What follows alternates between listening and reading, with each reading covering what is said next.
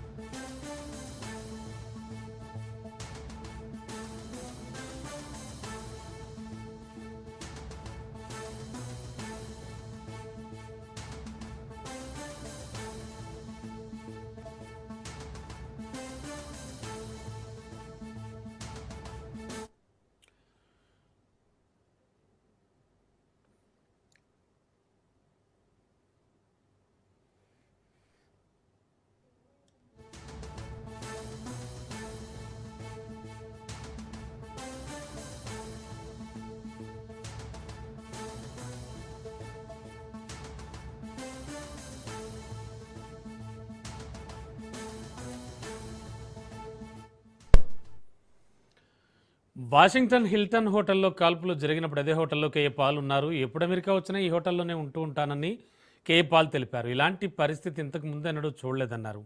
America అధ్యక్షుడికే రక్షణ లేదని, యుద్ధాల వల్లే ఈ పరిస్థితి వచ్చిందని పాల్ అభిప్రాయపడ్డారు. ఇప్పటికైనా యుద్ధాలాపి శాంతికి కృషి చేయాలంటున్నారు కేఏ. జరిగిన దాడి, తదనంతర పరిణామాలు ఇవన్నీ చూస్తూ ఉన్నాం.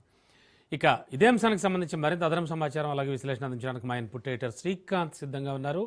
శ్రీకాంత్, ఆల్రెడీ కేఏ పాల్ సైతం ఇదే హోటల్లో ఉంటానంటూ ఆయన కొన్ని విషయాలైతే కరెక్టే మాట్లాడారేమో అనిపిస్తోంది.